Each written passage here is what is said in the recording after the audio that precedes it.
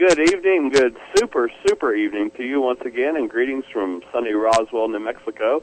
You are listening to Live from Roswell on the Paranormal Radio Network, and I am Guy Malone, your host. Tonight is February 3rd, 2008. It's also known as Super Bowl Sunday here in the States, which is actually not an important enough holiday to warrant a rerun, in my opinion. But don't think I'm going to pass on watching it either. My first guest we have tonight is Joshua Poet of the award-winning musical group UFOetry. And Josh was also my first guest on this program way back over a year ago, last January. And tonight I thought of Josh because he's also a fellow football fan right there with me. We're going to be doing this program and an interview with Josh while he and I watch the last quarter of this game together and perhaps exchange some quips as we watch. But mainly we'll be talking about Josh and what he's doing out there in Hollywood, California. I figure anybody who really cares about the Super Bowl is watching it, not listening to Paranormal Radio Network right now. So we'll keep our comments to a minimum, except for that great pass there. What do you think, Josh? Whoa, look at that. He's going to score right now. Well, I know it. I think so. No, he got taken down. But we'll keep the comments like that to a minimum. 1 hour from now, we'll have a more educationally oriented guest, Emily the Science Nerd, making her first appearance on this program. Emily is a degreed microbiologist and someone I know in real life, and she has for us some very interesting material prepared on the effects of long-term space travel on the human body and the many problems we're going to have to overcome before that is even possible. So we'll have more on her later. But as I bring on Joshua, I remind you that Live from Roswell is sponsored in part by alienresistance.org, which offers biblical perspectives on UFOs, as well as DVDs from all the conferences we've recorded here in Roswell. And they're available on a name-your-own-price donations basis. You can always check out alienresistance.org to get the scoop on all the DVDs. And if you like the sound of that blurb, I'll remind you that commercials are available on Live from Roswell and all programs on the Paranormal Radio Network. We start at just $25 for a 30-second commercial, and you can go to livefromroswell.com and see more of that information. But we're going to get right into our interview with Josh. I said that I introduced you as an award-winning musical group, UFOetry. Where are you based out of, and what are you doing out there? Well, I'm based in Hollywood, California, and this is home. This is where I make the music. This is where the mothership resides for the moment.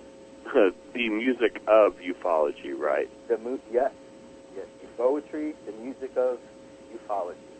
Right, and I know from just our long-term relationship with Josh, you can listen to a lot of his music. We should be playing some of that during our breaks tonight at www.ufoetry, poetry, but spelled with a UFO at the beginning of it. He has a lot of songs available for free listening, as well as CDs and videos that are available. And you said you just got a big award recently, right after you were down here hanging out with us in Roswell, right? That's correct. We came back here to Hollywood, and we were telling everybody about the show we did and the great time we had out there in Roswell. And the Hollywood Fame Awards ended up giving us an award for our performances that we did at Roswell, for the uniqueness of it and the originality, never having done a show like that or someone coming out from Hollywood to do a UFO-based show. So, I didn't know that. You got an award based on something they didn't even see live then? They didn't know for us going for the performance that we gave. They saw the tapes later that we had taken during the show, but just based on the originality and uniqueness of what we did and the feedback from the show itself, we got the opportunity to final performance of the show that night, which was a short 10-minute medley of our entire rock opera. And in addition to that, we received the award for the concert performance of the year.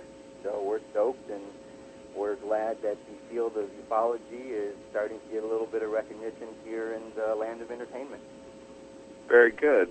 What type of, you said you did a medley of your rock opera. I've seen it live. It's something that anybody that has a chance to see where you're playing definitely, I think, should go see. Describe it for people, especially if they're anywhere near Hollywood, California, because I know you get to play occasionally. But what is your rock opera? Well, it is a story of an... Touchdown, Giants. There they go. Sorry to interrupt. Yep, there they are. So it's called the Blue Planet Tour Rock Opera. It's the story of an alien who comes down to Earth to teach humankind his cosmic wisdom. And during the course of the show, you enter the theater, and you're greeted by a couple of really attractive flight attendants who give you the pre-flight instructions like when you go on board an airplane, except this time they're welcoming you on board the spaceship. And we take the audience through a 50-minute performance that we theatrically perform this show about teaching the audience about the UFOs. And there's 10 songs. They're all about a variety of subjects in the field of ufology, from basic understanding to something a little bit more complex, things a little bit more esoteric. And at the end of the show, everybody's had a full multimedia video show, audio show, live performance packed in one with the UFO theme. And it's a lot of fun, and everywhere we go, we seem to be hitting a new audience. There seems to be a uniqueness that we have found with this, so we're real excited. Where have you gotten to play this program before? We've been at a number of the major festivals. We're at the Roswell every day there. We've been at the Aztec UFO Symposium, out in the desert at the Retro UFO Spaceship Convention. We've been at the Hollywood Fame Awards, and a variety of other locations. Just in Hollywood, we did a 6-week theatrical run at a theater right in the middle of Hollywood. You played for 6 weeks straight? 6 weeks straight, yes. Oh, wow, okay. I didn't even know that. I knew that you were playing there, but not that it was a whole long 6 week straight program.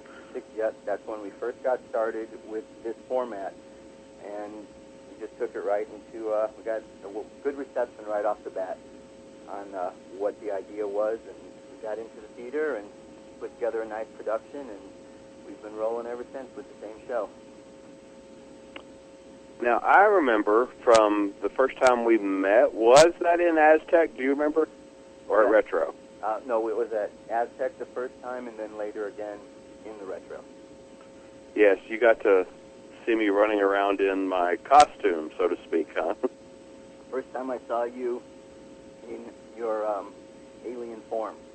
Yes, yes, with the big glasses and stuff like that. You were also wearing white robes and running around with other band members, though, yes, back then. Members. All of the gentlemen who recorded the music were there with me. Sting Mask, Hopeful Johnny, Professor Spike. Now we have Flight Attendant Euphoria. When you do a live program, or do you have anything scheduled for that matter? Anything on the upcoming couple of months that people would know about or like to know about? We're just setting up a schedule at this moment. We're looking at doing some touring down in the Phoenix area. So, and then we've got the Roswell Festival this summer. But right now, we don't have anything that we can tell you is a solid show except for the Roswell. And then later at the end of the year at the Hollywood Fame Awards again, we're going to do the performance for the after party. We're going to play that show. And when's that going to be? That's going to be in November 28th, I believe. Like 9 or 10 months from now, November? Correct. That's cool. You've already got a gig booked in Hollywood? Right in Hollywood, yes. Oh, good. Now, what I remember from hanging out with you guys, or just seeing it, the group started out more or less as a band. Correct. And then the last time I saw you, it was you and Euphoria. Correct. Correct. So are you doing it as a band again now? Now or as a one-man show? Now it's going to be a combination of both. It started in the band format because that's how the music came together, for musicians. However, when I wrote the piece, I wrote it as a rock opera, and it really needed to have that theatrical feel. So we just took some time to develop that, and now that we've got a good grasp on the theatrical part of it, we're going to bring it back together by bringing the live players in as opposed to the pre-recorded music tracks during the show. I think we'll add a whole other level of energy to everything that we're doing, and it'll be a lot more fun, I think. Well, yeah, it seems like it was fun watching it. You actually perform it yourself sitting on a computer with a multimedia screen behind you when you go live. Correct. Are you going to repeat that, but with a whole four-piece band in front? Yes, absolutely. Absolutely. Yeah. And more monitors. Yeah, good. More monitors, more of a high-tech show every time we go out. That is the objective. And sitting here with my sound down during a break on the Super Bowl. They've got that commercial going for the Sarah Chronicle, Terminator Chronicles. Right.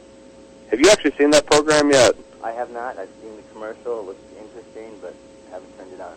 Yeah, I have not. I've not watched it or mentioned it on this program. I like to kind of keep up with sci-fi stuff, like the UFO Hunters programs that are going on Sci-Fi and History Channel right now, and at least give them a plug. But this Sarah Connor Chronicles usually seems to come on during this program, so I've never wanted to promote it. And I was wondering, and I obviously can't watch it because it's happening during the program. I was wondering if it was any good. You've no clue, though, huh? You've not got to see it either? Nope, I have not seen one episode of that. What are you usually doing on Sunday nights that keeps you from watching TV? I usually have my head in the computer somewhere, working on a computer, doing animation, writing music, fixing computers, building websites. Yeah, you've got a ton of videos that you've produced that are online. What is if anybody wants to jump in here and talk with either myself, but especially with Josh, Josh's website is ufoetry.com, and my email address, which I keep going during the program, is talktome, TALKTOME, at livefromroswell.com. And I can pose a question to Josh for you. And what I didn't ask you at the top of the game or at the top of the program, related to this game that we're both watching. Josh and I got our heads turned towards the television program, so we can watch the end of the season here. Do you actually favor either of these teams? Not really. You know, I'm not really a New England fan. I'd much rather see the Giants win, but I'm a Bears fan, and they're not here, so it really doesn't matter. I know. I'm from Tennessee, so I've been pulling for them, and they did respectably this year. Right. But, yeah, the last time we were talking, we kind of had a bet going on this Chicago Bears thing, didn't we? Yeah, we did. I remember that. Yeah. Apparently I don't think you've paid up on that bet yet either, have you? When I was out there, didn't I paint myself silver? Oh, no, you helped paint me silver. I didn't. Oh, that's right, I didn't. Okay. No. During the festival, we figured, okay, you're here to promote yourself. Right. But Josh and I had a bet going last year on a certain football game related to the playoffs. That was, Josh, describe the outfit you're actually in when you do a live performance first. When I do a show, just like the picture on the front of the website, I have a bright orange jumpsuit, and my hair is blue. So I'm kind of the appearance of some sort of cosmic clown. Oh, you describe it as a clown? Yeah, cosmic clown. Absolutely. Okay, I've never heard you use that word before. It looks pretty straight up serious. NASA uniform, actually. Does it have a NASA logo on it? You know what? Not a NASA logo because it has a UFOetry logo. But yeah, I didn't put the NASA on. I didn't want to do anything or anyone feel there's any disrespect to any organizations out there if some of the material and stuff is not necessarily what they believe or not believe. What they would endorse. I'm going to get back to that topic on what NASA believes or doesn't believe with you here in a second. Okay. That reminds me of something. Okay. But if you've ever been on the website alienstranger.com, which is myself, you know I am bald with a shaved head bald, and occasionally for kicks I will paint myself up in some gray or silver face paint makeup and put on these really huge glasses and run around to promote Alien Stranger. And Josh and I met when I was in that attire once at the Retro UFO conference. There's a third one coming up, by the way, that they're in the planning stages now. For anybody out in the California, especially Joshua Tree area, you can ask me details about that later. They're putting it together. I think I will be helping them MC or involved in the event in some way. But Josh and I decided to do a little bet one day that would have to do with him wearing my outfit if he lost the bet on the football game, and me wearing his outfit if I lost the bet. And as it's turned out, Josh lost the bet on that, and we have yet to schedule a public appearance where you're going to be out dressed up in my attire. Yeah, I think my flight attendant sort of ran interference on that one, if I recall. Yeah. Yeah, I decided it was, I agreed. Well, no, if you've come all this way at your own expense to Roswell to promote UFOetry, it was definitely better to let you run around as yourself, to promote yourself. So how far are you from Joshua Tree? Do you know how About quick an and hour easy it and a is? half. Hour and a half. Oh, really? That's pretty cool then. Yeah. Well, maybe we can hook up at the next Retro UFO conference then. Yeah, that would be great. And come up with something something in paint. Oh, that sounds interesting. Okay, for those who aren't watching and could care less, we are yet on another commercial for during the Super Bowl game, and I'm thinking this is one of the more, I hate to say boring, but it's definitely one of the low-scoring games of a Super Bowl. Yes, definitely is. Yeah, you expect a little more action out of it, but I, like you, I've been pulling for the underdog, the Giants. And I think both of us are kind of happy to see that. What is that dog doing? It's like it's eating some sort of, I don't know, eating. Oh, it's drinking that liquid water, or Gatorade. Oh, there you go. It's got a dog getting all filled up drinking Gatorade. It was probably funny with the sound on, or if I was really paying attention, it was just weird otherwise. But hey, what I wanted to ask you is, you do have a controversial thing. You mentioned how NASA, no, you didn't want to represent yourself in a NASA uniform with something that they may or may not definitely agree with. Right. And you've got a song out there that's probably one of your more, shall we say, controversial ones? Yes. Yeah, I think I know the one you're talking about. Yeah, it has to do with a certain NASA project about 30, 40 years ago, going to the moon. I would definitely, that was, you've got a ton of hits on that one. You can watch that video live from your website, right? Yes, right from the website, and that video has gotten a lot more attention than I originally thought it might. So what's it about? Or give us the title first. The song's called "We Never Went to the Moon," and the whole idea of the song is just to write about the possibility that maybe the moon landing was fake. There's a lot of theory about that out there, and controversy makes for good songs, so I put it together. And funny thing is, there's not one place in the song that has that statement. For some reason, I left the title as such, "We Never Went to the Moon," but the rest of the song just asks questions. And the whole concept is for people to think a little bit about, what are the possibilities that are out there, especially in light when there are so many questions. But it's got, did we ever go to the moon? Did we ever go to the moon? Repeats in it. Right. Did we really And especially if you watch it on a video, I think we'll be playing that song later in the program. Oh, cool. But you have a lot of the footage, because you mix and home make all your own videos, correct? That video was made by a gentleman named John Lee, who runs a television network out in Tennessee called piratenews.org. And he's the one who first contacted me, said he loved the song and could he incorporate it in a program he was doing. And he ended up making this video, which is a standalone video out of this 7-hour story that he made all about the 9/11 experience and other government-related activities. And he's the guy who made it. So what kind of sources, do you personally, are you just asking a question, or are you personally believing that we never went to the moon? I'm just asking a question. I'm not looking to be the poster child for moon landing conspiracies. It was something that should stimulate some good conversation between people, and that's the most important thing. I'm just asking questions. Well, I'm guessing you've spent quite a little bit of a time looking up the information on the moon landing conspiracy that you're not a poster child for. Right. But what leads you to believe? What is the controversies involved in to make people think that we never did? The biggest questions that are out there have to do with issues like the Van Allen radiation belt and the human body, like your next guest is going to talk about. Can they withstand, going up into that environment of space? And it appears from research and information out there that there's question whether they could. Question whether the technology we had at the time was sufficient to get us to the moon.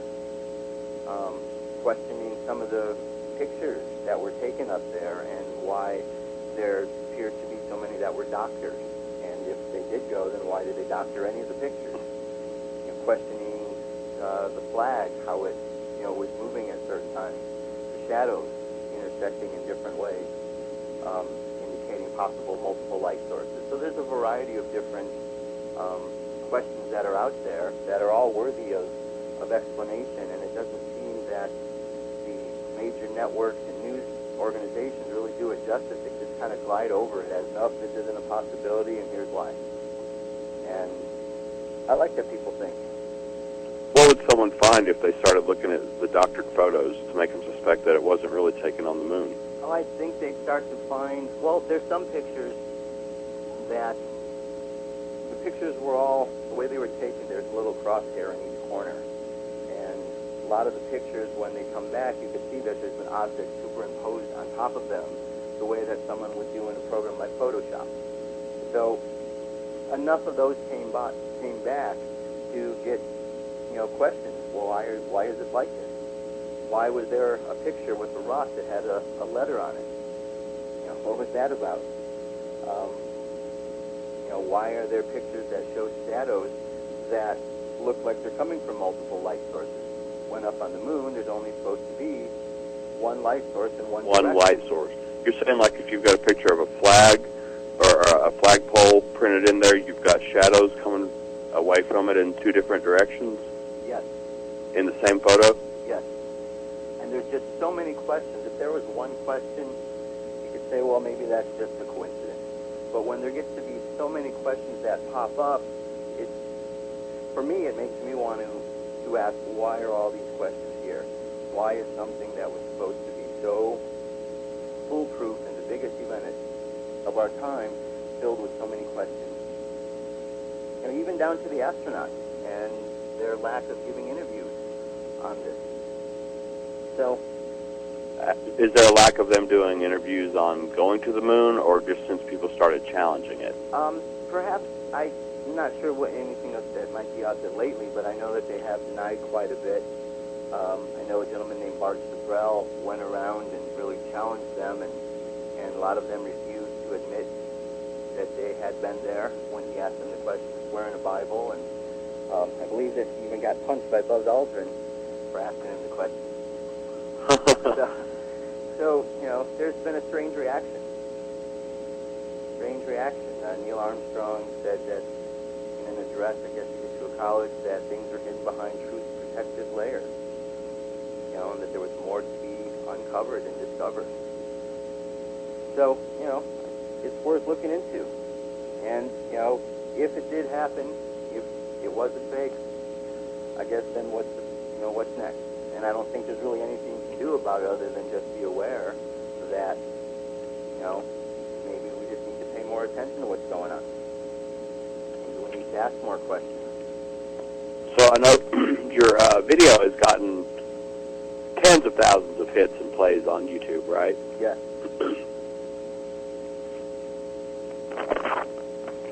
Sorry, we're having a little audio problem there. Like, how quickly did that happen? I remember that it happened like almost overnight, where you're getting thousands of plays going. Pretty quick. Once it got up there, and John Lee, who's really great at promoting, once he started placing it in different areas, it just took off from there. I mean, he was really the one who came on as a big believer in what it was about, and it made all the difference in the world, his input and his promotion and his editing.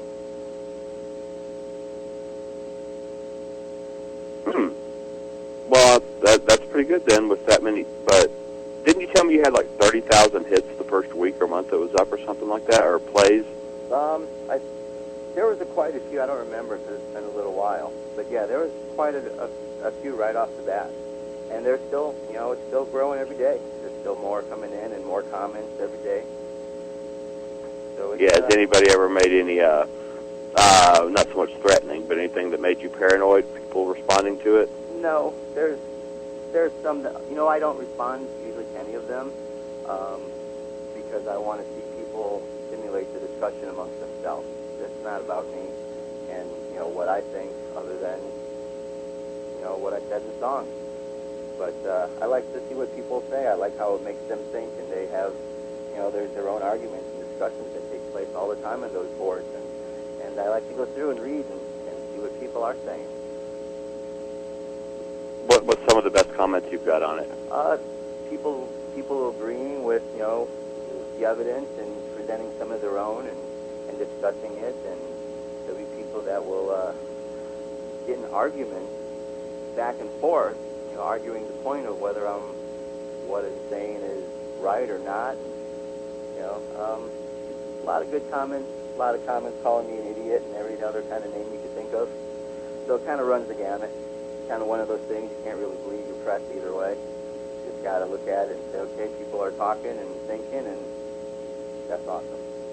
Okay, we're at the bottom of the hour. We'll be taking a break here in a second, and we'll talk about more of the songs, more of the videos you have coming up here for you. I'm going to go ahead and give Joe the opportunity to cut it out on us here at our bottom of the hour interview. We'll be talking more with Joshua Poet, who is the creative genius behind UFOetry.com. A lot of music and stuff on his website. And we'll be back here in just a few minutes on Live from Roswell with Guy Malone.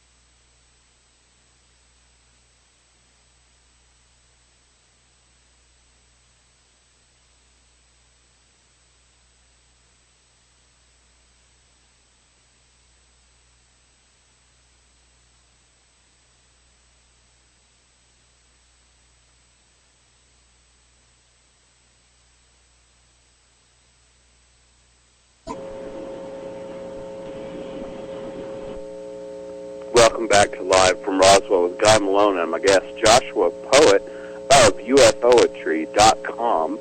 Josh writes and sings and performs the music of ufology at various venues around the country with a multimedia show, much videos playing in the background while he performs the music. And Josh is joining me while we have a very surprisingly low-scoring Super Bowl going on here. And you're not pulling for one team or the other, you said, right, Josh? No, I have no preference. Are you very surprised to see New England getting shut? Never mind, I take it back. There we go. With 2 minutes left in the Super Bowl, New England finally pulls ahead, like everybody expected them to do. Yes, they sure did. Well, we'll see what happens next. Not over. Not over No. until it's over in football. No, still 2.5 minutes for New York to surprise everybody and everybody's favorite little guy, Eli, to come back and win. We'll see what happens. That's right. And then we'll be a little less distracted and able to talk. But you had mentioned, other than the live programs and live performances that you perform, is there anything fun and special you're working on now? Well, I've got a couple of different projects I'm involved with. One of them is a friend and I, Robert, we started a network called the Cosmic News Network. And you can find this up at cosmicnewsnetwork.com. We are getting ready to launch a couple of shows, which one will be called UFO News, and another one is the UFO Alien Super Fantastic Late Night Show. And is that a radio show? It's going to be an online video show. I've got a series. And we have a little promo of each one of them right now up at the site. So if you go to that site, cosmicnewsnetwork.com, you can check those out. And we're also looking for content. If you have an idea for some sort of a series that you're putting together and you're looking for a venue to show it, contact us with your ideas. However, the most important thing is it needs to be within the theme of the Cosmic News Network, UFOs, spirituality, esoteric, mysticism, something around that nature.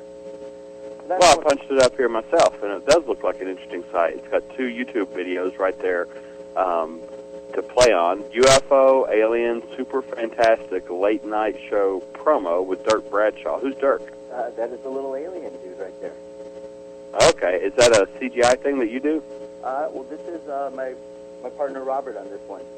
We've the two of us have worked on this project together, and so he's taking charge of producing that show, and I'm taking charge of the UFO News, and we're getting started with these 2 programs.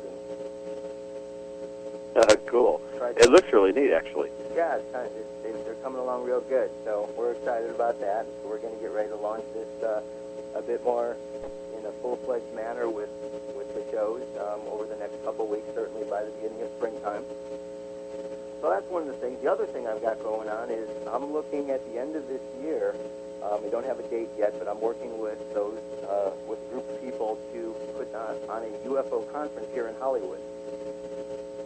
Oh, very cool. So we're looking to put together something quite interesting, and some of the gentlemen I've been working with have been involved with concert production and conference production over the course of many years. So we're going to come up with something interesting. So hopefully by summertime, we're going to have everything nailed down of what we're doing, the dates, and all that good stuff. Is it a typical conference where there will be speakers involved? There will be speakers, but it's also going to be a little bit different. Yeah, I don't think of you doing much of anything typical. So tell us about the different. Well, I think that there needs to be a sense of fun that's brought into this whole UFO experience. I know that there's a lot of people out there that have had experiences that run all over the board, from great experiences to horrible experiences and everything in between. And I never want to belittle anything that people had, but I would want to encourage that there needs to be a sense of fun that people need to have in their consciousness about this whole phenomenon. You listen to the words of Jesus. Jesus said, we got to be like a little child to enter the kingdom of heaven. So he talked about being in that mindset of fun. One of the star systems that's really involved with our growth and evolution is the Pleiades. And in the name itself, there's a clue, play at ease. Oh, that's funny. Play at ease. Right. So, there's a sense of fun that needs to be instilled rather than the seriousness. And I think that if we can bridge that, I think there might be a chance for us to kind of see things a little differently. So are you envisioning, or do you have any plans yet? What can you do to actually take a UFO conference and make it more of a fun thing, away from just a bunch of guys speaking at a podium? The people I'm working with are involved with production of events like concerts and music and entertainment-based events, as opposed to someone who's only worked with conferences. So I'm trying to bridge that together and see how that kind of melding could do something a little bit different. Certainly, that's cool. Certainly, poetry is going to be at the heart of everything that was going around. So I'm just kind of looking to build out from there as a bit more of a,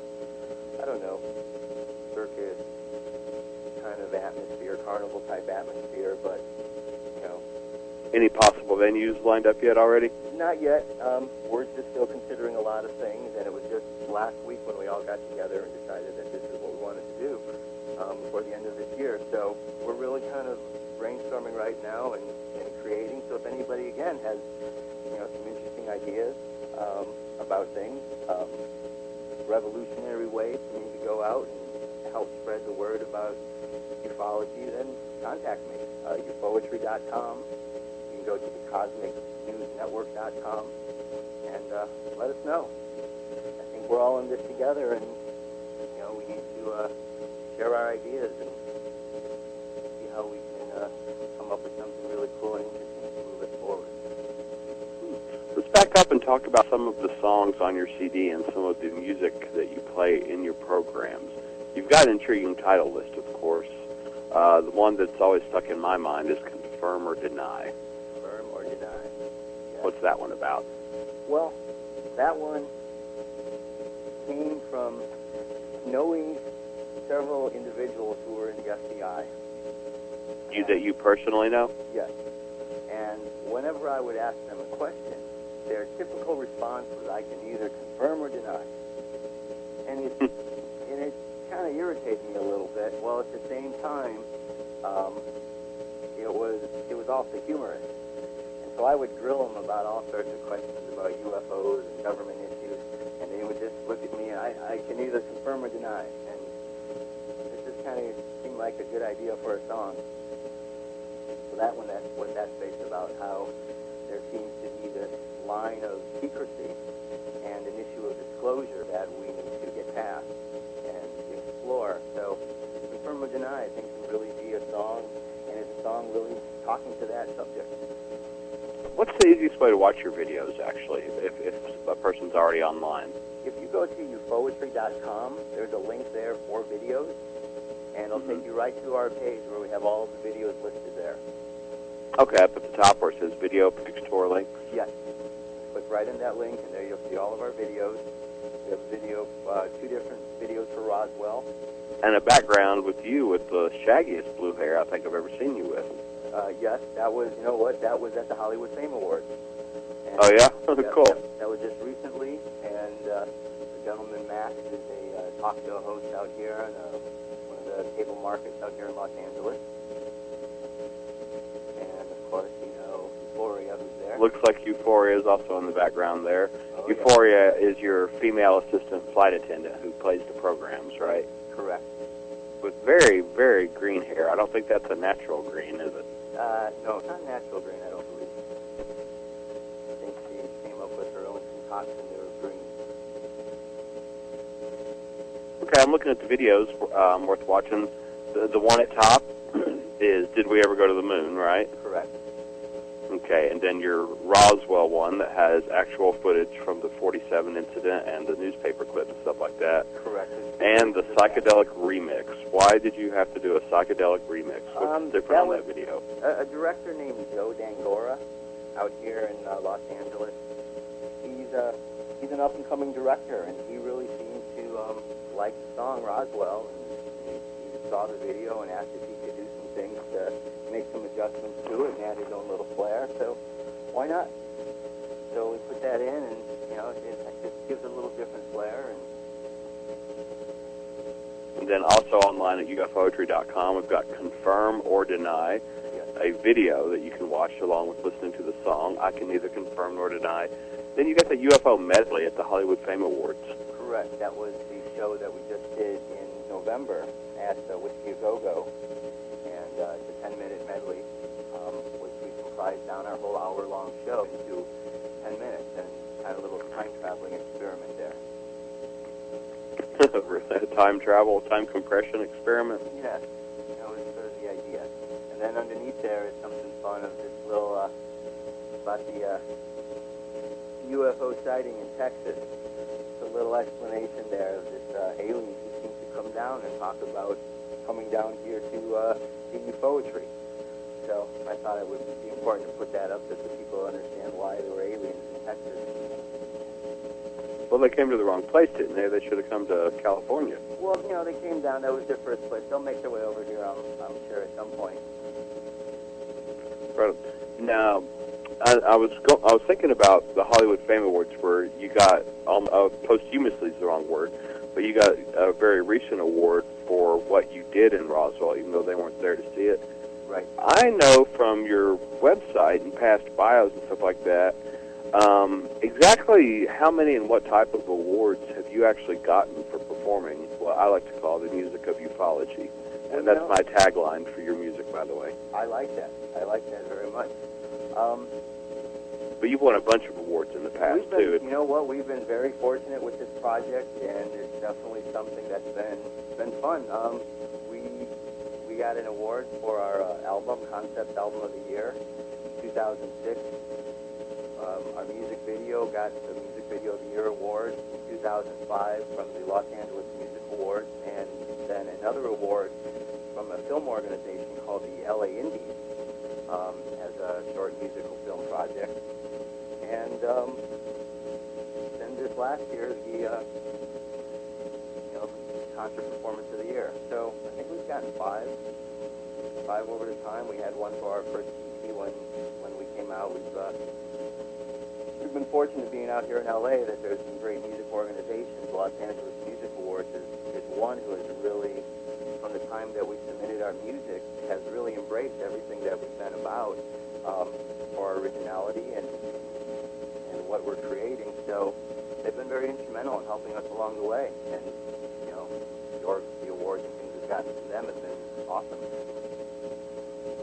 And these are awards. That was a great catch, if that was indeed a catch. Did you just see that? I did. That scramble? Okay. Looks to me like he's got it, or it's in between he and his helmet and his hands. I don't know if they're going to count that. That was an awesome scramble little Eli got out of. I should not call a NFL quarterback little anything. Look at that. Right. He was scrambling all over the place. But, oh gosh, instant replay. Gotta love it. Knocks it out of his hand, onto his helmet, back into his hands. He's coming down, breaks his back on the guy's leg, and still holds onto the ball. Okay, enough of that. Like I said, anybody that really cares about the Super Bowl would be watching it. But we're down to 1 minute left, folks. You'll just have to excuse us. This is a very important minute. But the awards you've got, okay, it's a competitive field. And you are winning awards that aren't niche related. These aren't, paranormal awards given at UFO conferences. Right. It's not just within the UFO niche. Like, there's real competition for the type of awards or the type of things that you're getting named for, or competition outside of any UFO or paranormal genre, Oh, yeah. correct? Yes, these award shows and things out here, they run the gamut of all types of music, so it's not just that it's us. It's, when our music video goes in, it goes in with all the other music videos that are being considered. And like a real typical Hollywood rock band that's up and coming?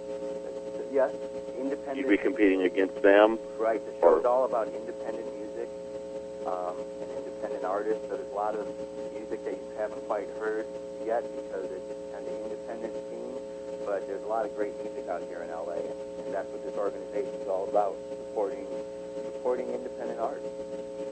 So you've got like hot chicks that are singing ballads, grunge bands, or dance remix bands and stuff like that are competing up against your UFOetry videos and songs, right? Yes, and I think I remember at the when they had the voting party for the musical video award, and We Never Went to the Moon was one of the videos that was being voted on, and there were 4 others, and it was just really interesting to watch because there was the typical love song ballad with the guy singing to the girl, and then there was another song which was a little bit bluesy and western, and they were all the kind of normal videos you expect to see, and all of a sudden it switched to this sci-fi conspiracy thing, and everybody in the room just kind of had this look of confusion on their face.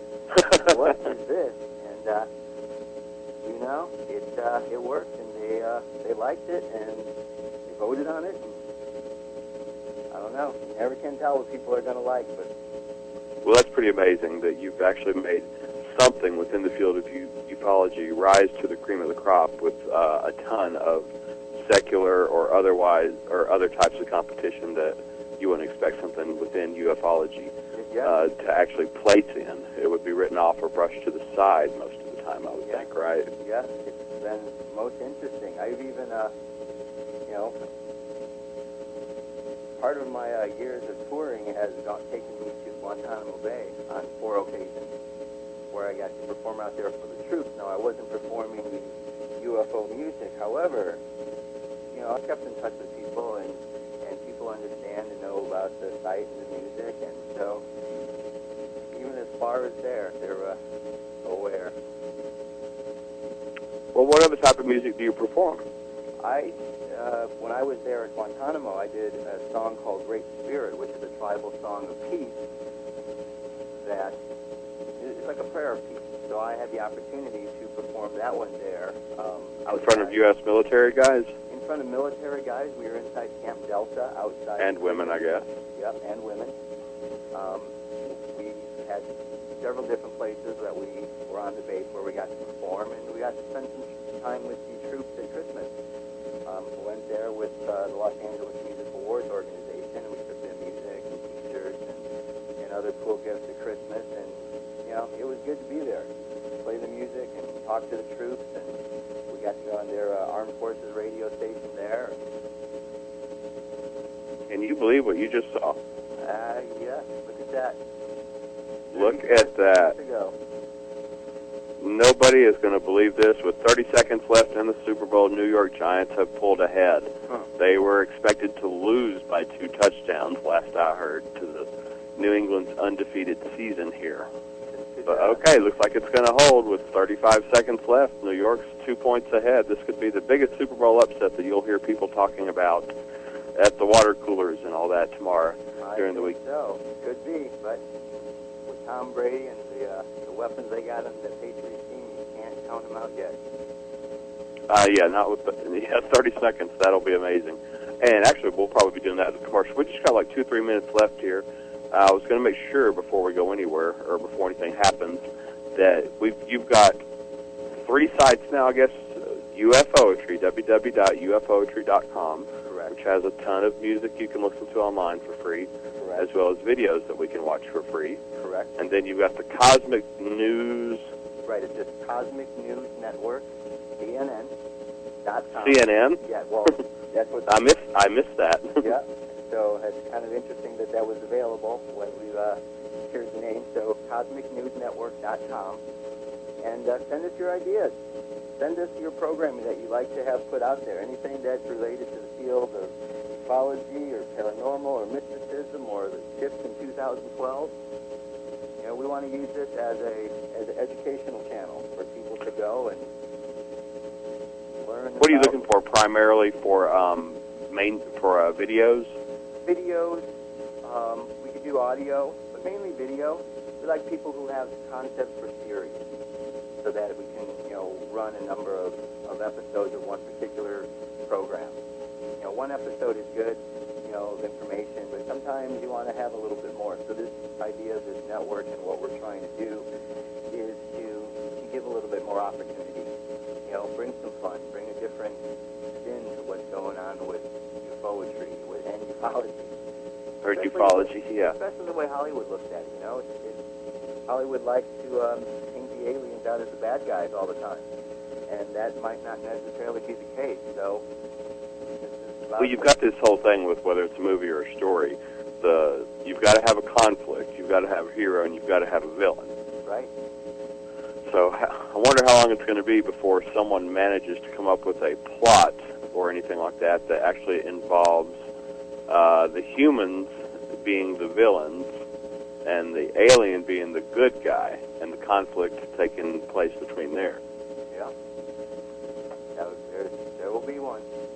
So you think that's just Hollywoodization, though? Always making the alien the bad guy. So it's just like stereotyping. You know what? Not every. I mean, or typecasting. There are projects out there that show some good things, but it just seems like, on the whole, Hollywood kind of laughs at the idea. Yet some of the biggest blockbusters have been movies, like Contact or Close Encounters of the Third Kind. So, while at the same time there's this certain attitude about it, there's also an understanding of what it can do. And the impact it makes upon the industry. UFOs are a real thing. There's real things happening on the planet, and that's, being evidenced by the findings. The latest finding about the possible being walking up on Mars, is enough to give people something to think about. Whatever it looks like Bigfoot, doesn't it? It looks like Bigfoot, but, it's to give food for thought, and that's what we need. We need to exercise the muscle inside of our head, and keep getting smarter. Right on. Well, we're at the top of the hour, 8 p.m. where I am, with 20 seconds left in the Super Bowl. We'll find out if Tom Brady can pull it out of his hat or not. When we come back, we're going to have Emily the Science Nerd. That's not her real name. But we will have Emily the Science Nerd with a pretty serious, or at least educational, or an educated view. Emily is a degreed microbiologist, and we'll be discussing the problems that humans have to encounter or overcome before long-term space travel is ever even going to be possible. Thank you to Joshua Poa of www.ufoatry.com for hanging out and watching the game with me and sharing it with others. And we'll probably have you back some other time, especially let us know more as you get the Cosmic News network going very strongly. Absolutely. And as long as our producer Joe has got something in queue, we should be hearing a song of Josh's now, either Roswell or Did We Ever Go to the Moon or Confirm or Deny. Coming up right now, we'll be back in several minutes with Live from Roswell. Thank you. Good night, everyone. God bless.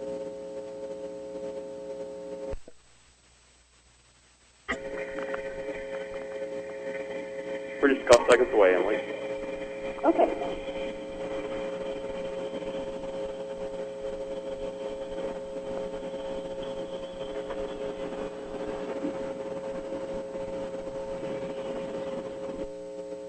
Welcome back to Live from Roswell, especially if you're just now tuning in from watching the Super Bowl, where the New York Giants did what nobody believed was possible, beat the New England Patriots, who have gone undefeated all season, haven't lost a game yet. They get on national TV once again and lose the Super Bowl. Who would have expected that? Emily, were you watching this? No, but I'm glad to hear the result. Okay. Our guest we have coming up right now for this next hour is going by the moniker Emily the Science Nerd. That is not her real last name, but Emily is her real first name. And Emily is an Illinois Wesleyan University graduate with a degree in biology, and she is pursuing her PhD in microbiology. She actually currently teaches undergraduate courses in biology and in microbiology, so you can see the moniker fits. She is a true science nerd. What we're going to be discussing on the program right now is some fairly educational material, I believe, continuing a conversation that I had with her in real life here in Roswell, even though that's not where she is located. This is just a friend of a friend. But she knows a lot of stuff that the real problems that the human body must still overcome before space travel is ever going to be possible. And that's what you do right now, Emily, right? You actually teach biology and microbiology? Yeah, I teach some upper division science courses, microbiology courses, but my graduate research studies are mostly funded by NASA, and we work pretty closely with the space program to try and overcome some of these biological limitations with spaceflight. It's not something you hear about a lot in the national news, but a lot of the astronauts and the cosmonauts who did go up into space would come back to Earth sick. Especially a lot of the Russian cosmonauts would come back to Earth with, like, really bad diarrhea all the time. And it's known that the human immune system seems to take a big hit when you go into space. So we're researching some of the things that might be causing these problems.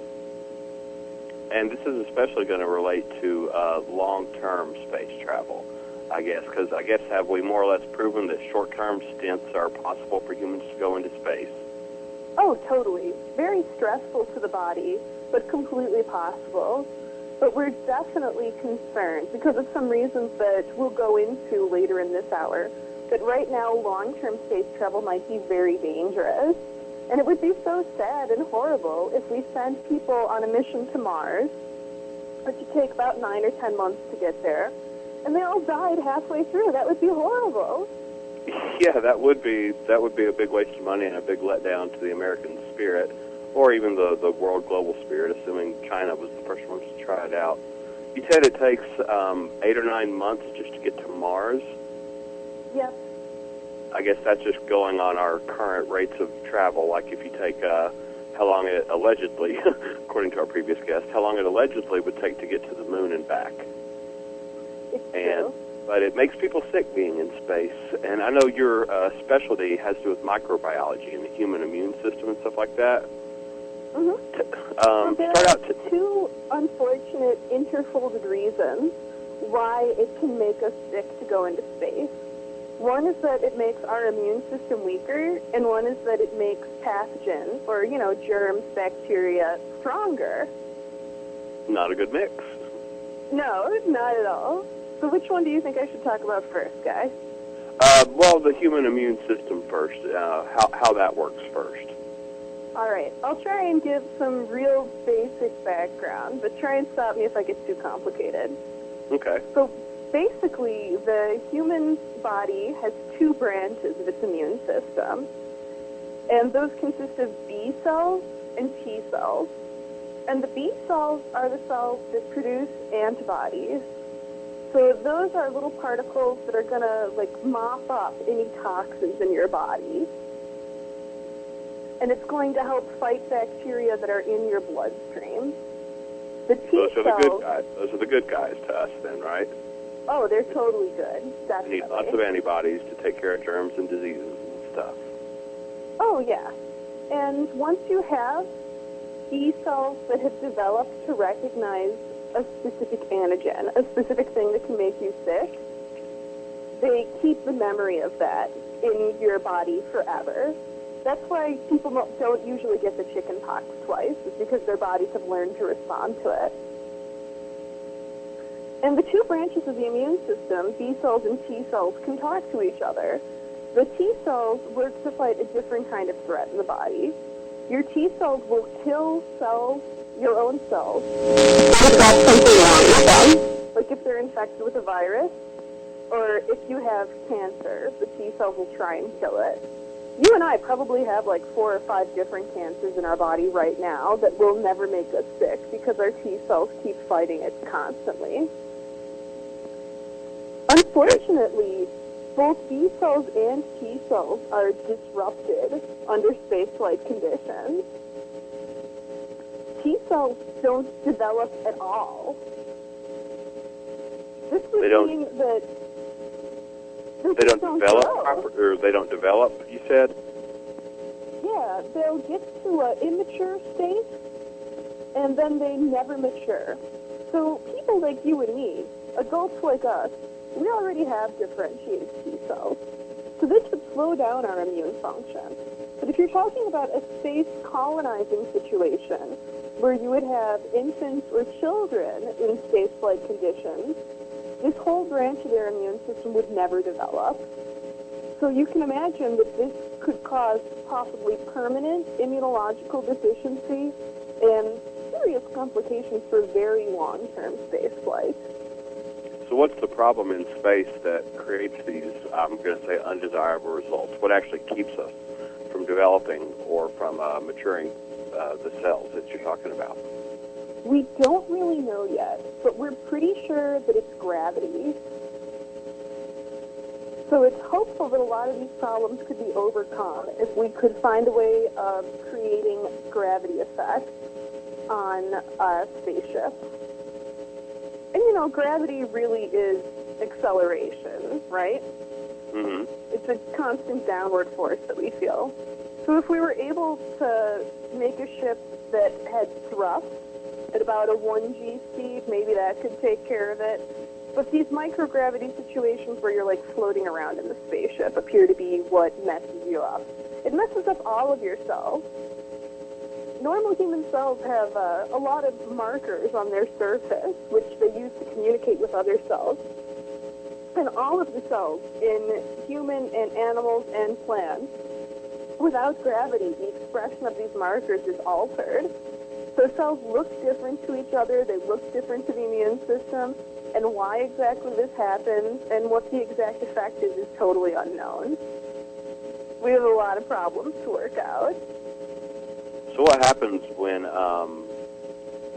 people are sent up into space, or even just I remember you once told me there's a ton of bacteria in our bodies that are more or less benign. Like, how many different bacteria? You said I've got 4 or 5 cancers in me right now that aren't going to hurt. Mm-hmm. If I went up And into space, what would happen to those coated cancers? in bacteria.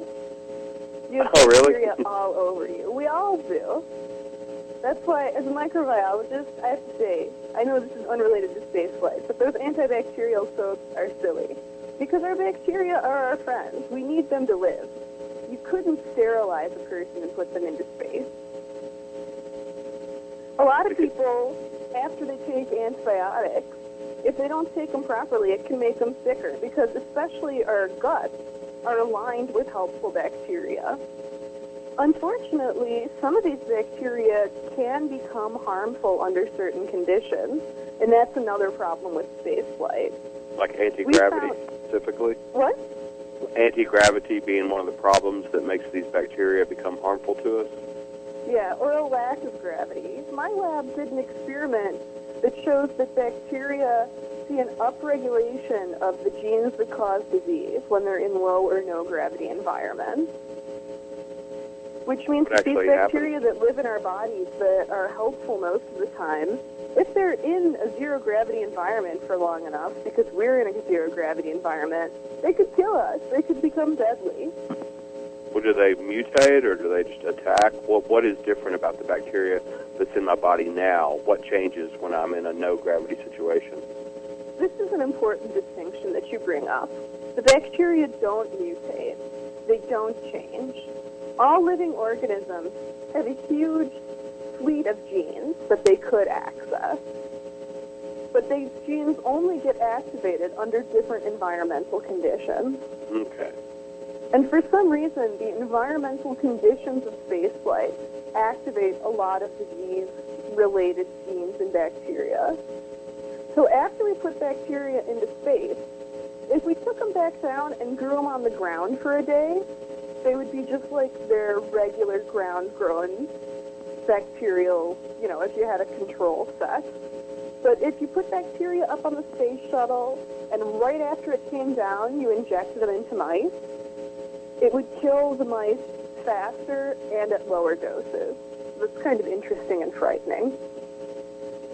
What's actually happening to the bacteria in the zero-gravity environment? Do they get bigger or hungrier, or that's what I'm not following, actually? They just activate different genes. They become more vicious. And for some reason, they're able to grow faster and reach higher population densities. We don't know why. We're trying to work it out. But that would actually have the effect on a human of making them very sick very quickly then. It definitely could. And for some reason, studies have shown that antibiotics that are very effective here on Earth are not effective in space flight and can't be stored for as long. So if you get sick when you're up in space, you could be pretty much screwed. Say that again, I'm sorry? If you got sick when you were in space, because antibiotics, for some reason, we don't know why, they can't be stored as long and they don't work as well in spaceflight, you could end up just dying. Oh, wow. There's a whole field of medicine that we really need to work out for spaceflight. And right now we are working on developing vaccines for some common bacteria. But really, although we don't think of it that way, most of the time, humans and bacteria are really partners. We need bacteria to live and to be able to digest a lot of the food we eat. So we have to find some way to work together for space flight if we're ever going to go colonize another planet. And you said this happens when the bacteria are in a no-gravity environment. How long does it take before there's really, like, what's the longest you've sent up bacteria for that you've been able to observe what happens to it? We generally send them up for an 80-hour trial. 80 hours? Yeah, 80 hours. And they have massive genetic differences within those 80 hours. So, but humans have been in space longer than 80 hours at a time, several weeks, if not a couple months on cosmonauts, right? Right. And a lot of those people, obviously they haven't died, but they have gotten sick. And you anticipate the way that they get sick, that they often get diarrhea, could indicate, I'm not saying it's known that it is indicating, but it could indicate that they are responding to the changes that the bacteria in their body are making. You know, we have a strong immune system, and everyone who gets sent into space is, like, super tough, undergoes rigorous physical training, is in excellent health. So that even these people start to get sick under this short period of time means that a regular wimpy science nerd like myself, I might not have a good time if they put me up there. So, especially if you were trying to undertake long-term space travel, like the very typical, or the stereotypical Star Trek Enterprise 5-year mission to go out and explore space, just the anti-gravity alone, the anti-gravity environment, would cause the bacteria in our bodies to at minimum, we would become extremely sick, obviously, right? Probably. And a lot of people have viruses that are latent in their body. Like, if you think of the herpes viruses, I mean, I'm sure plenty of people have the STD form of it, but everyone gets chickenpox when they're a kid. And even though, you know, you and I obviously aren't still sick with chickenpox, the virus is still living in the cells of our body. And I didn't know that. Oh, yeah, totally. It just hangs out. It's just like sleeping in our cells. But if you were up in space and your T cells had the changes happen to them that I was talking about earlier, the virus would reactivate. So not only are you sick with bacteria, you would also have shingles. You'd be pretty unhappy. Ooh, yeah. But unfortunately, this isn't the only problem with spaceflight. Gamma radiation is also kind of a big deal that could cause trouble for us. Yeah, before you go on that, I wanted to ask you real quick. These are all problems with bacteria you've discovered that are specific to anti-gravity or no gravity, correct? Right, right. Okay, now we know on television when people are traveling, they seem to have solved that gravity problem. You know, at least for the sake of the movie set or whatever the spaceship they're on. Is that even the least bit realistic of solving that bacteria problem by creating artificial gravity? I think that it's the best solution, but you don't really need to create totally artificial gravity. You could just make a spaceship that, with the physics of it, the people inside were experiencing a constant thrust. Like if they were moving forward the whole time? Right, right. And so if you're moving forward, like as we'd look at it from here on Earth, the ground of the spaceship would be like the back side of it instead of the bottom of it. Does that make sense? Yeah, it does actually. So this that'd be a way bacteria, to get around it. This bacteria problem, as long as the ship remained in motion, it wouldn't be so much a deadly thing to have bacteria in us it wouldn't react in the same way as in no gravity, right? Well, we don't know for sure, but it seems like that would probably solve a lot of the bacterial and immunological problems. You could do that, or you could have a giant rotating spaceship, and then there would be gravity from the centripetal force at the outside edges of it. So that's like you have a huge bicycle wheel constantly rotating, and the people lived on the outer side of it? You'd live on the inside of the tire. Okay, yes, yeah. How big does there'd something be have to gravity be to there. create that effect? It'd have to be huge. Oh, really? Like a It mile would or? be like no joke huge. Yeah, like a mile or two rotating. Oh, wow. So to actually But- travel through space, we have to, just for our own health and able to survive the trip, the first problem you're talking about for sure that we have to overcome is just a way, some way to create some kind of gravity or constant motion on the ship, right? Right. I mean, we're pretty delicate creatures, and we're really well adapted to living on Earth. And so we need to understand the things that are essential to our environment that we might not really think about until we go into space. Because, usually gravity is all around us. So we don't think of what an important part of our lives it is, but it's very important to our lives and development. And do you have any idea how long this is we're at near the bottom of an hour. We'll cut out in just about 3-4 minutes for a minute.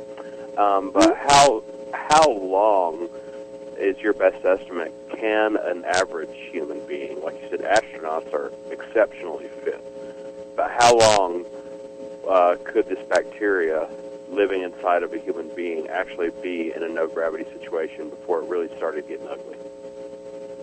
Well, we see within 80 days that the bacterial response gets really amped up.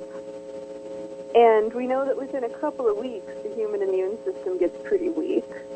So this is a totally unqualified estimate, but I bet that within a month, a regular person would be doing bad, doing pretty bad. Would this eventually kill them? I don't know. No studies have been done on that. We've been fortunate not to have anyone die in space. Mm-hmm. But if people got sick in the way that we predict and in the way that animal studies have shown, it's likely that they would die. So if they were trying to do a colony, well, not even a colony, but just a manned mission to Mars, for example, and you said that's going to take 8 or 9 months, I believe you said, right? Right. We'll have to find some ways around these significant problems before we want to take the enormous financial risk of sending people to Mars.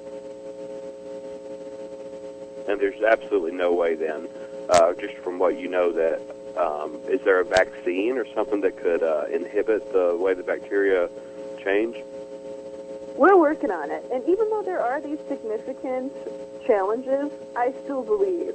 I think we're going to make it. We just got to be smart enough to find out ways to accomplish space travel. Oh, right on. That's cool to hear. A very optimistic view on that. You think that we will be able to figure it out, but you're actually personally involved in some of the testing that goes on, involving right now just sending bacteria and other stuff into space to find out what these are. And this is the first problem you've encountered is the bacteria changes very to the negative then, right? Right, and we know a lot of other research teams that are working on other common human pathogens and bacterial species called commensal bacteria that live in our bodies, usually don't give us any trouble, but under high-stress conditions can make us sick. So there are a lot of people working on these problems, and just so that people who are worried about your tax dollars know, the research does have implications for human health here on Earth. So it's not like the government is spending $50 million just on some astronauts that no one cares about. The work that we do has real global human health implications. Oh, cool. Like if you could make a vaccine against salmonella, anyone could eat any kind of crazy Mexican food they wanted to. No one would ever get food poisoning again. And that hasn't happened, right? We're working on it, but we're not there yet, and it would be thanks to the space program. Oh, well, that's very cool. A one-time shot when you're young with a vaccine against salmonella, and we could eat food. Our food standards could go down a little bit if they had to. If you were in a foreign country and you wanted to eat some weird food at a food vendor, you could do it and feel a lot safer. Okay, thanks in part to the research you're doing. Okay, we really are at the bottom of the hour. When we come back, it goes by quickly. When we come back after this commercial, we'll be talking about the radiation problem that you were talking about that might also be yet to be surmounted before we can even plan on that mission to Mars. We have Emily, the science nerd, with us. We'll be back here after probably another song from Josh of UFOetry in about just 4 or 5 minutes. Join us again, and you can email questions at talktome@livefromroswell.com to pose to Emily. We'll be back after this break.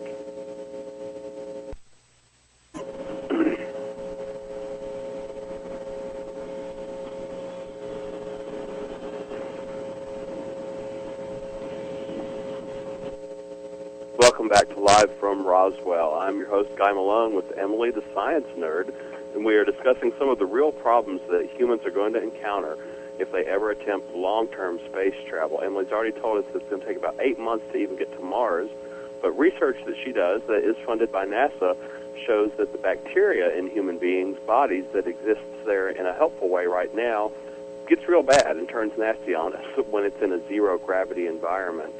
And it could anyway. It certainly could, or does, it's that you know of. It's confirmed that it does for some species of bacteria, but with science we don't want to overgeneralize. We've definitely seen that many species of bacteria, when exposed to a zero-G environment, become way more deadly, for sure. And that would not be good if anyone was attempting a long trip. Now, the nearest star is Alpha Centauri. That's, like you said, Mars is 8 months away. How many years are we looking at to get to the next star? Oh, gee. With our current technology, it would take years. Many years. Like decades and stuff like that? Oh, I think I looked this up. I think at least like 8 or 9 years. And that would be with improvements to the rockets we currently have. Okay. Is one of the possible ways to solve this problem, what about cryogenics and freezing people for spaceflight? You know, maybe some legitimate work is being done, but most of the stuff that I know about cryogenics is pretty much snake oil. I know there are people who pay to have themselves frozen after they die and stuff so that hopefully they can get woken up in the future. Mm-hmm. But I don't think that's real likely. And like there are some serious problems associated with freezing cells. Yeah, you're like, what's familiar to the audience is probably the movie Alien or Aliens with Sigourney Weaver. That's what they did. They put them in suspended animation. But I remember something you wrote says, but currently we have absolutely no way of putting a person into suspended animation for a lengthy period to date, right? Right. You can put someone into a medically induced coma if you need to, like, let them get better from some really serious injury or something. But any situation where a person is lying around not using their muscles, if anyone remembers watching the first volume of Kill Bill, your muscles are going to atrophy. So when you wake up, you're going to be all weak and flopping around and definitely not ready to colonize a new planet. Yeah, you'd presume that you'd want them healthy enough to get out and plant a flag or something like that, right? Yeah, they got to at least be able to do the photo op, right? Sure. And the second portion that you were definitely prepared to talk about from research is the radiation that humans encounter in space. What's different about what we encounter in space as to what we get here on Earth? Well, we aren't protected by the ozone layer, by the thick atmosphere, and we're closer to a lot of bodies that emit this radiation, gamma radiation. Gamma radiation is produced by a variety of bodies in space. Like supernovae make a lot of it. You get radiation from all kinds of astronomical bodies. And people can survive small doses of radiation, but it's not good for you. If you have short-term effects of radiation, it makes you feel sick, nauseous, your skin gets red, and you get dehydrated, so it's like you're having symptoms of a sunburn, and your hair will start to fall out. Ooh. And that's just a short-term effect? Yeah, that's short-term. And if you're exposed to sufficient amounts of radiation for a long term, well, if it's enough, you're going to die. But before you die, you're going to have problems with your chromosomes degrading. Like, the chromosomes in your cells will actually start to break apart and be physically damaged. So this could lead to reproductive problems. It could probably make the individual exposed get cancers and other unfortunate problems. But if they tried to have a child, the child would be inheriting these broken and degraded chromosomes. And even if they were able to conceive a child, the child would probably have some sort of massive birth defect. So we need to find a way to effectively shield astronauts from radiation, especially if we're talking about a space colonization situation. Yeah, the colonization situation would probably presume there may be people getting pregnant or having children on the ship while they were going from point A to point B, right? Yeah. So what's the possible ways to knock out some of the radiation? Well, to protect against radiation, you can use shielding. And shielding, unfortunately, is going to increase the mass of the ship, so you'd need more fuel. You could protect against the gamma radiation by coating everything in a 1/4 inch of lead, which would be way heavy, right? Like take something large enough to carry a colony, much larger than the space shuttle, and then put a 1/4 inch of lead around it? Yeah. Yeah, that's a little impractical. That would get very heavy, I would presume. An interesting idea that might be slightly more practical would be water shielding. If you surrounded the ship with 4 inches of water, that would absorb the radiation. And I don't know if the water would become radioactive or whatever, because I'm not much of a physicist. I'm just a biologist. Mm-hmm. But if you have a space colony, you're going to need a lot of water. True. And so surrounding the colony, the ship rather, in the water seems like you would be able to make more practical use of it than a lot of lead, you know? True. Are you talking? You're not talking about surrounding the whole ship itself with a bubble of water and traveling through space that way? You mean like somewhere within the ship where the people would reside? That would work? Oh, yeah. Like you could surround the living component of the ship with water encased in like some steel or aluminum plating. You just have a thick wall and you'd have water insulation. Wow, that does not fit the design of any ship that is in our popular imagination from culture, though, at all, does it? Definitely not. We definitely need to get beyond our whole 1950s concept if we're going to make it. What happens to the bacteria? So does bacteria changes a little bit in the radiation too, right? Oh, it totally does. We see some of the same effects that we see from zero gravity, like these high population densities. And bacteria are going to see damage to their chromosomes too under radiation conditions. So for bacteria, this is going to increase the rate of mutation and could allow them to become actually different over time. Like, remember I was talking before about how with the zero gravity, the bacteria don't change, they just express themselves differently. Mm-hmm. With mutations induced by radiation, they really could change and become permanently more deadly. How long do you think it would... Because of these potential changes, I just want to point out that every time we bring a crew down from a space mission, we quarantine them for a while to make sure that nothing terrible comes back and makes everyone sick. People in the space program are very responsible and aware of these potential complications. Oh, that they might be actually getting off of the ship, even on these short-term missions with bacteria that would be harmful if they just walked out and hugged their family and stuff like that? Yeah, we always want to make really sure that we don't have any mutant bacteria coming back. And it's never happened, but even so, we always quarantine the astronauts. The astronauts go right away to, like, get some really good medical care and make sure they aren't going to get sick with anything scary. How long do they remain in quarantine, do you know? I think it depends on the length of the mission, but I'm pretty sure that they're in limited quarantine for at least a couple of weeks right afterwards. Okay, I didn't know that. They don't publicize it because the astronauts are supposed to be all heroic. We're not supposed to think of them getting sick. But they're fragile human beings like the rest of them, and the people in the space program do everything they can to take really good care of them.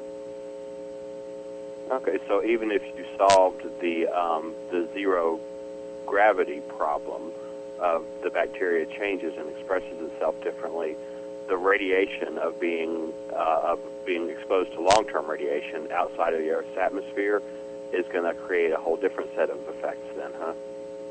It could. It hasn't happened yet, but we are aware of there being a possibility for it, and we want to be really careful about that. Yeah, because the months that you're talking about of sending someone to Mars or farther, we haven't done that yet, so nothing's been observed. Right. So let's see, other than the bacteria changing inside the human being and then the doses of radiation, is there anything else that comes up as an immediate problem to the human body or the possibilities of sending us into space? Well, this isn't as exotic, but if you take a human being and you confine them in a small space, you change their day-night cycle, and you have them in a really stressful environment like space travel is, they're pretty much going to get sick anyway. That kind of physiological stress is really hard for a person to take. Even well-conditioned, psychologically fit human beings like we send up with the space program. So, I don't know. I guess we need to develop some really good space aromatherapy or something. Space aromatherapy, burning a candle inside the ship? I guess that would be kind of a problem, wouldn't it? Yeah, especially with that whole oxygen thing you got going on. Stress is a big deal. Mm-hmm.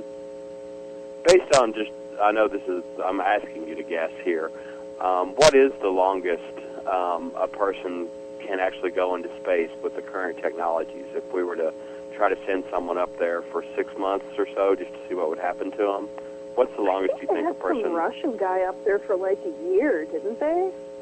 I believe they did, yeah. I didn't know for sure if it was that long. Do you know what happened to him? Do you really know what happened to him? I know that he survived it. I don't think he was feeling real good. I mean, you can survive it. It's not like it's completely going to kill you. But you're going to undergo a lot of physiological stress in a best-case scenario. Like, best-case scenario, you're not going to have a good time. And you got to get tired of drinking all that Tang, right? That's got to get old after a while. That's what I thought the problem with the cosmonauts was. I didn't want to interrupt you to be funny, but the cosmonauts, they have it worse because they don't get Tang like our guys true. That's got to be a bad problem, too. Any other real problem or any proposed solution to how people can travel in space more successfully? I think that if we can figure out a way to better replicate the Earth environment, that then we'll have a better shot at succeeding in long-term space travel. We have to try and think about what kind of factors are here on Earth that would be missing in space. And we're talking about two such completely different environments that it actually takes a lot of thought. You kind of have to think outside the box to think about what our needs as human organisms really are. I don't think anyone thought that gravity would play such a significant role in the development of human cells or in the regulation of bacterial virulence. This definitely has. And we have to see if we can find other factors like that that need to be corrected for. Cool. I got a question from Kevin here. Let's see if we can put him on. Kevin, I see your hand up in the auditorium. Go ahead and come on with Emily.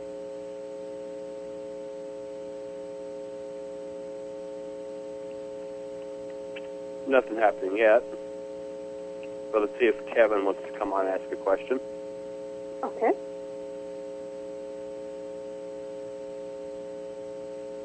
Nope, don't see it happening.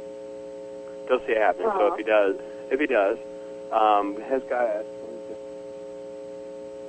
Oh yes, someone was in there is asking a question. What do you reckon to man having been to the moon? Do you believe that they actually have been to the moon? I totally believe we've been to the moon. I haven't been there myself, but I don't think that all of these people are really going to lie to us so elaborately. Maybe I'm naive, but I believe. Okay. Yeah, it was just funny. It was a topic of with our previous guest. There's a whole world of conspiracy theory surrounding on that one. You know what? We got about 4 or 5 minutes left. There's an interesting part of your bio that I did want to at least mention. That a book. You're actually working on a book right now, as well, or you pretty much finished the book, and that is the House Sapand, correct? Yeah, it's completely unrelated to science. It's like a science fiction fantasy type book. I just like to write as something to do when I'm not playing with bacteria. Playing with bacteria, cool. The blurb I have on it, The House Sapand, a character-driven novel detailing social upheavals occurring between two human-like races sharing the same planet. And I know you don't have a link up to that yet, but if this show gets archived and people listen to previous ones as time passes, I'll add a link to when the book is ready to our archive if anyone's ever listening to it. Tell me a little something about that book, then, to end up our last couple minutes. I think that your summary of it is really good. And, I mean, I think it's a pretty good book. Almost everyone who's read it has liked it a lot. And it deals a lot with the concept of self-empowerment and how it's necessary to question the systems in which you live to really develop a life of self-determination. I think that autonomy and the ability to make your own choices are the most important things to any living, thinking human being, to any person. And this book kind of deals with how important it is to empower yourself. So all you conspiracy theory people, I think it's really good that you're out there trying to get the truth on things instead of accepting party lines. We definitely need to be questioning, seeking thinkers to really exercise our humanity. And considering that you are definitely working on a PhD, that puts you in the system, so to speak, at least in the educational system, and working in a lab funded by NASA. Here again, a lot of people describe you as being in the establishment, so to speak, right? Yeah, and I mean, obviously, not everything the U.S. government does is really moral, but there are a lot of good people in the system. There is a lot of good work being done, and there is a lot of good stuff that the space program has produced. Like, I don't know, when I was a little kid, I really liked having Velcro shoes. We wouldn't have Velcro without the space program. We wouldn't have delicious Tang. And a lot of the advancements in modern health and medicine really are amazing. There's some beautiful, wonderful stuff that science funded by the U.S. government has contributed to humanity. And a lot of this was developed specifically to deal with some of the problems you brought up, getting humans into space, huh? Yeah. NASA always tries to look for projects that are going to help us in space and on Earth. They actually do not want to waste your tax dollars and have giant parties or whatever. And so... they help me be able to buy the ramen I need to live, so I got to love them for that. Oh, right on. That's good. That's cool. Very cool. And you actually get to see a space shuttle launch in the coming months, right? I'm so excited. I'm going to go to the March launch. It's true. So, just next month. Whether or not we actually go to the moon, we definitely leave Earth. I can promise you guys that. Mm-hmm. From the laboratory and bacteria that you actually take part in setting up. That's very cool. Thanks for joining us tonight. And again, if you're listening to this on an archive for February 3rd, 2008, as soon as Emily has a link to the book she's working on, science fiction, detailing two races sharing the same planet, there should be a link to that, although there is not now. There may be very soon. And I'll remind people, or at least inform people, next week we will have, our guest will be Jim Sparks, who's the author of the book The Keepers, An Alien Message for the Human Race. And he's a lifelong, or at least decades-long abductee with some pretty descriptive accounts in his books that he'll be sharing with us next week. Guy Malone, I will say thank you again, Emily. And thank you for having me on. Yes, thank you also to Josh for sharing with us on Super Bowl Sunday this week. Any final words about space travel we need to know? I'll give you the last word as our producer takes us out of here, Emily. I just think we got to keep dreaming the dream. We got to believe that humans can do incredible things, because if we believe, we can generally do them. Right on. All right, thanks for sharing. We'll talk to you again later on. All right. God bless everybody. Bye.